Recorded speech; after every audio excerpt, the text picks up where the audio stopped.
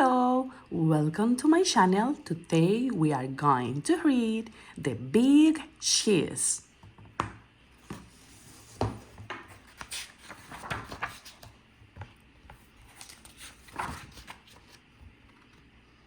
They call me Cheese.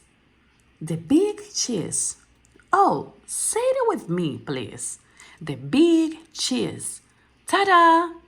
You'd better believe it. That's right, folks. I'm the biggest, cheesiest piece of cheddar around. I'm really something to behold. Take a good look at me. Are you seeing what I'm seeing? Have you ever observed a more impressive cheese in your life? It's not just my stature either. It's my presence, my vibe, the energy I emanate, the excitement I exude. It's the way I feel a room, or a theater, or a stadium. Wherever I go, I cause a fuss. Heads turn, just drop, casts are audible. That's why they call me Cheese. Oh, say it with me, please. The Big Cheese. Ta-da! You'd better believe it. How did I get such a good, or should I say good, a reputation? Well, I wasn't good at big shot. I grew up on a crowd plather in a tiny kitchen. I was an unremarkable little kurd. We lived quiet lives of pasteurization. But I wasn't happy with the status quo. Oh no.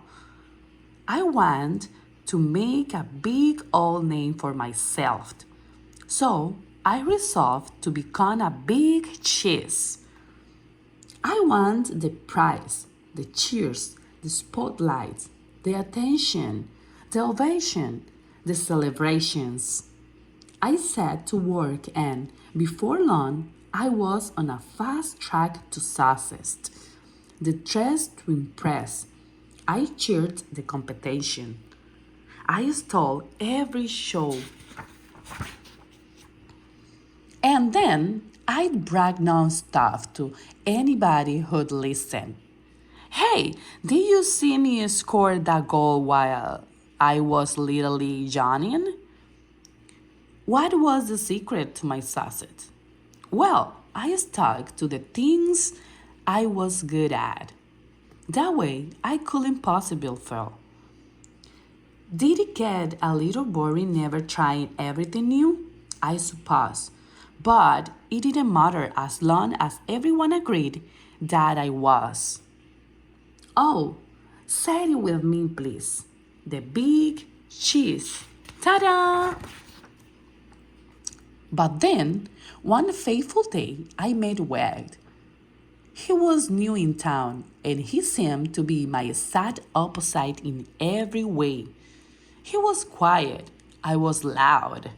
He was shy. I was bold. While I denominate conversation, he kept to himself. I didn't pay him much attention at first because why would I? I was too preoccupied with being the center of my own universe. But then, without warning, everything changed. Here's what happened. Every summer, our tiny village stag on all-day cheesecathlon. Guess who had first place trophies for the last 6 years? Oh, say it with me, please. The Big Cheese. Ta-da! You'd better believe it. This year's opening ceremony started at 5 a.m. sharp.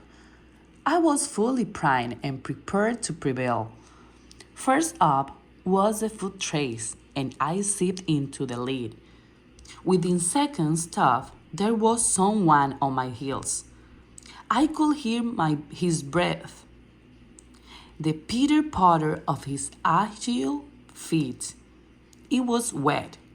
I could not believe it. Oh, he was fast.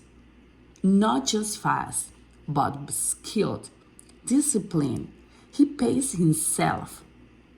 We were neck and neck for most of the race, but when I slipped on a rock pebble, Wade swerved, sped up, and beat me by a nose. A cheese nose. For the first time, I'd come in second place. Oh, the dignity. But there was no time to sulk because the next leg of the competition had already started. It was a game of chess. Before I could blink or think, Wade had taken my king in 4 moves, and while I was busy protesting to the judge, he already moved on.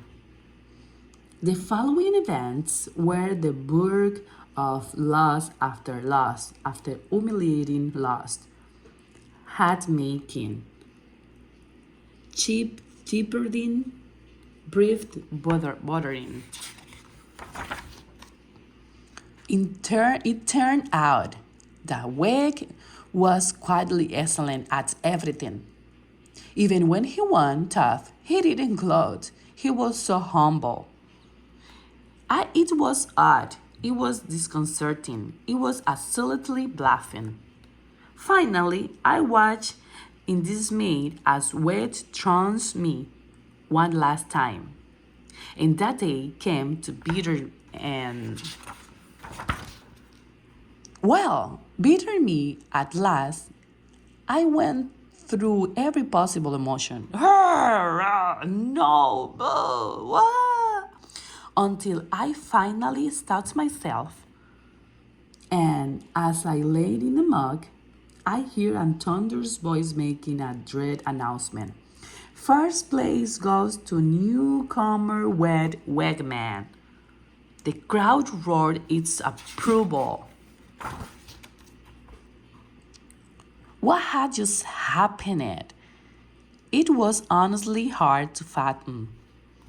I closed my eyes. Suddenly, inexplicable, I felt a sense of calm come over me. I listened to my breathing, to the steady beating of my heart. Yes, I had lost again and again and again, but after all that, I actually felt okay, relieved, even. I suddenly knew that my world wasn't going to crumble. I picked myself up. I dusted myself off and headed home. Before too long, I spotted Wade. He wasn't busy celebrating or bragging. He was just watching the stream go by. He looked content. He chatted for a bit. It turned out that Weg had a fascinating life story. I found myself getting caught up in a great conversation. A conversation that wasn't all about me. That day, I realized something. Maybe it didn't matter if I wasn't the best at everything. In fact, perhaps it was healthy for me to lose for once. And sure, my ego was bruised in the short term, but over time, I gained some perspective on what's really important. Losing taught me about empathy and humility. Go team!